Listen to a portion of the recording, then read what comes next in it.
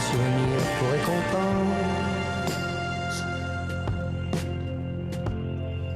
Bonsoir Estelle, Bonsoir, ravi Robert. de vous retrouver. Feu Chatterton donc, que l'on aime beaucoup ici à TV5 Monde et qui sort un nouvel album avec ce premier extrait qui sonne, on le disait, très nostalgique. Hein. Oui, nous les avions découverts en 2015, hein, vous l'avez dit, avec un premier opus très réussi, Ici le jour. Et il y a eu un succès critique, public.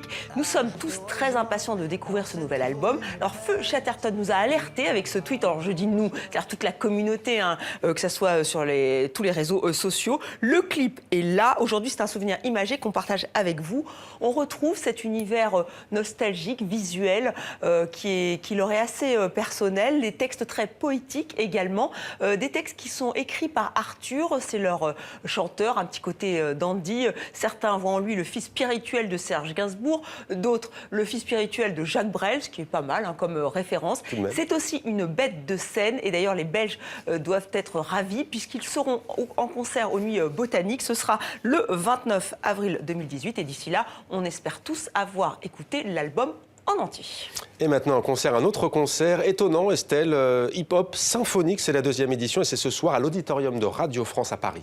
Oui, l'idée est simple, mais elle est elle a été très peu réalisée en France, c'est-à-dire faire jouer ensemble des rappeurs, et pas n'importe lesquels, Black M, Oxmo Puccino, Gaël Faye ou encore les sages poètes de la rue, Giorgio, avec l'orchestre symphonique de Radio France. Un mélange des genres qui ne va pas de soi en France, parce qu'on aime bien cloisonner les genres, ce qui fait que ça se fait finalement assez peu. Et celui qui a eu cette excellente idée s'appelle Issam Krimi. Camille Bourg et Guillaume Gouet ont assisté aux répétitions avant le grand soir, ce soir.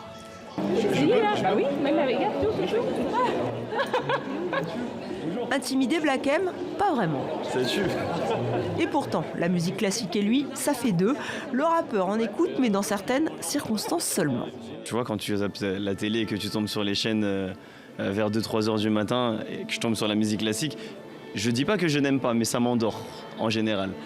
Mais le mélange hip-hop et musique classique, c'est énorme.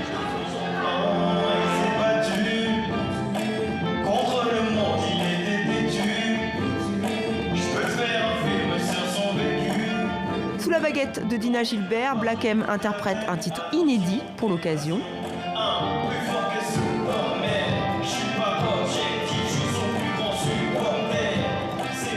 Rap et orchestre, un mélange des genres peu courant en France, mais qui ne surprend pas notre chef d'orchestre venu du Québec, ravi de participer à cette seconde édition. Les artistes sont vivants, dans le sens que quand on interprète Beethoven, Mahler, là, on a beaucoup de recherches à faire historiques avant d'arriver à une interprétation, puis à convaincre les musiciens de nous suivre là-dedans. En Amérique du Nord, en fait, on a un peu plus de ce type de concert-là, orchestre symphonique avec un artiste pop, et c'est en fait une des raisons pour laquelle Issam est venu vers moi, petite chef québécoise, pour venir diriger ici. Issam Krimi, c'est lui, directeur artistique de l'événement et surtout MC, maître de cérémonie. Il a su trouver les mots pour convaincre, même si certains rappeurs ont tout de suite dit oui. C'est un fantasme, c'est une utopie. À l'époque où j'ai écrit beaucoup de chansons, c'était impensable, vu que le rap n'était même pas considéré comme une musique il y a 20 ans. Et encore aujourd'hui, il faut discourir pour convaincre, comme si c'était nécessaire. Tu peux bien danser, être plein de flou, peut être même fou. Je veux les mots, mais qui parlent plus souvent les coups. Dans le but de faire quelqu'un de bien unique. Qu'un inconnu vite les dire. Le public lui répond présent. Comme l'année dernière, il n'y a plus une place de disponible sur les 1461 que compte l'auditorium de Radio France. À perdre dans tous les sens.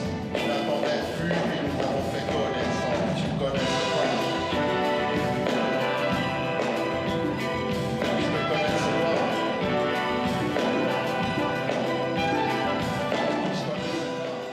Et un coup de cœur BD pour terminer, un coup de cœur qui va vous faire mourir de rire, catalogue de Jorge Bernstein. Vous aurez noté le petit clin d'œil au pays nordique. En fait, l'auteur détourne la typographie nordique et pas seulement, puisqu'il parodie les modes d'emploi de meubles en kit.